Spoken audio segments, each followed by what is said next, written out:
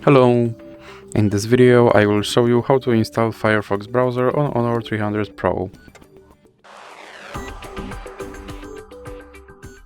So you have to start by opening your Google Play Store, then click on search bar and type in Firefox, then click search and click install.